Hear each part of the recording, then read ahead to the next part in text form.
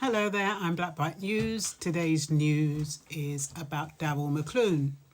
He is the 16-year-old who was arrested about 4 years ago, or 5 years ago now, wrongfully arrested. His mum had attempted to commit suicide and he was blamed as being a perpetrator in it.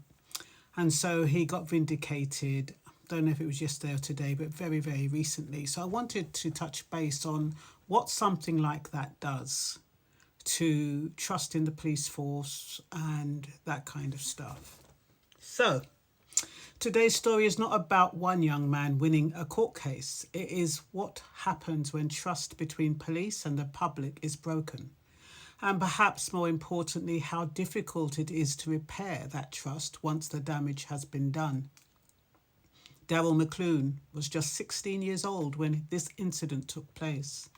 Imagine that for a moment, 16, and instead of receiving support during what was already a traumatic family crisis, he found himself handcuffed, arrested on suspicion of attempting to murder his own mother, and detained for almost 23 hours.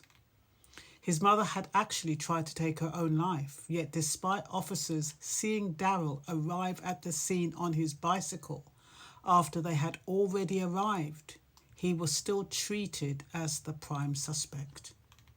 He remained handcuffed for 5 hours while forensic samples were taken from his hands, according to the legal team. Those samples were never even processed. This week, a jury at Central London County Court concluded that his arrest was unlawful. They also found that the Metropolitan Police had breached his human rights and that race played a part in what happened. Daryl, now 21, said he felt vindicated, but listen carefully to the word he chose. He didn't say he felt happy. He didn't say justice had erased the pain. He said vindicated. There is an enormous difference. Vindication acknowledges that something wrong has happened. It doesn't rewind time. It doesn't restore the years lost. His lawyers say the experience had a profound impact. A diligent student dropped out of school. His future was altered, not because he committed a crime, but because he was wrongfully treated as though he had. And that raises a question all of us should ask ourselves. What happens to a young person's confidence in authority when the very people who are supposed to protect them become the source of their trauma? The Metropolitan Police have expressed regret, saying they recognise how distressing the circumstances were and that they remain committed to tackling discrimination. Those words are important, but words alone cannot build trust. Trust is built through actions, consistency, and accountability. The timing of this judgment is particularly significant because it comes shortly after another disturbing story involving Metropolitan Police. You may remember the recent case involving body-worn cameras. Officers were found to have deliberately switched off or confiscated body cam footage during encounters, and recordings emerged of officers allegedly boasting about making unlawful arrests of young black men, often referred to by police as IC3s, the identity code used for black individuals. That case shocked many people, not simply because of the behaviour itself, but because it appeared to expose a culture in which some officers believed they could act outside the rules without consequence.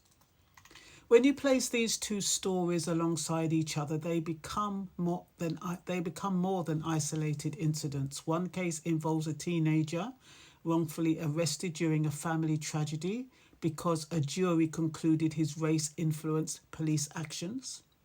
The other raises serious concerns about transparency, accountability, and officers allegedly celebrating unlawful arrests.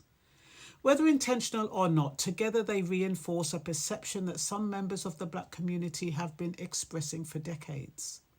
That perception is this: that black people, particularly young black men, are too often viewed first as suspects rather than citizens. Many police officers go to work every day to protect the public. They run towards danger while everyone else runs away.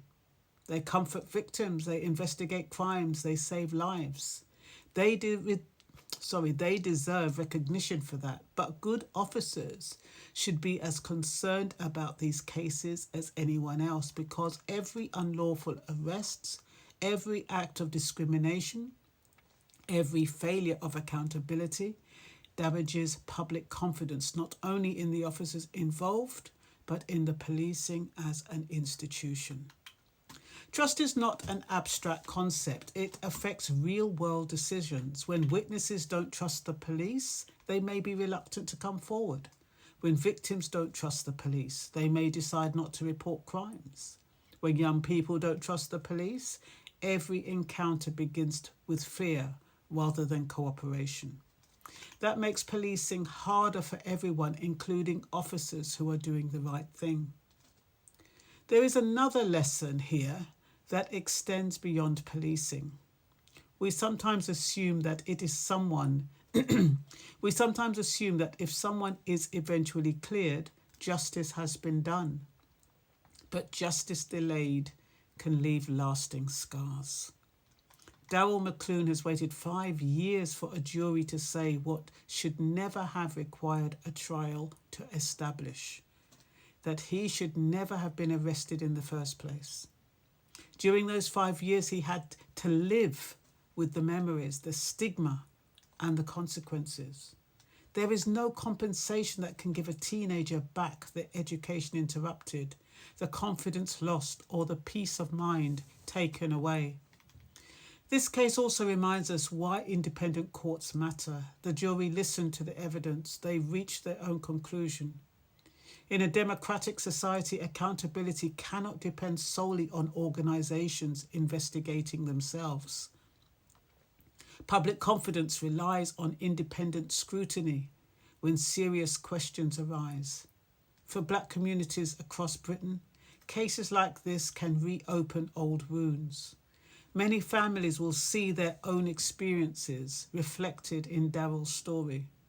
Others may never have experienced anything like this personally and wonder why trust remains so fragile in communities. Stories like these help answer that question. Trust is built one interaction at a time, but it can be broken in a single moment. It can take years to repair. Perhaps the saddest part of this story is that it began with a child facing one of the worst days of his life. A family crisis should have been met with compassion, safeguarding, and care. Instead, according to the jury's findings, it became a story about unlawful arrest, racial discrimination, and breached human rights. No person should carry that burden into adulthood. Daryl McClune says he hopes this judgment will help him move on. I sincerely hope it does. But moving on should not mean moving past the lessons. If policing is to maintain the consent of the communities it serves, then transparency, fairness, and equal treatment cannot simply be aspirations. They have to be everyday realities.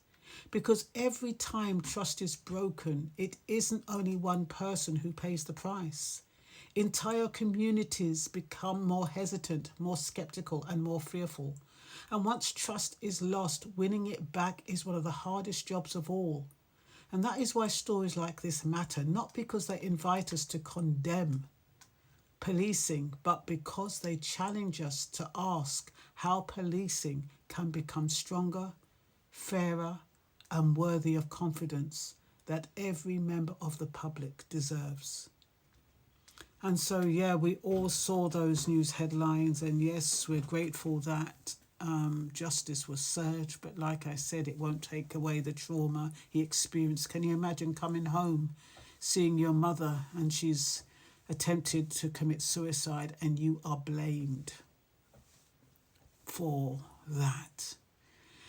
Anyway, this is Black Bright News. You take care of yourselves. You take care of each other. Until the next time when I come up with another story. Bye for now.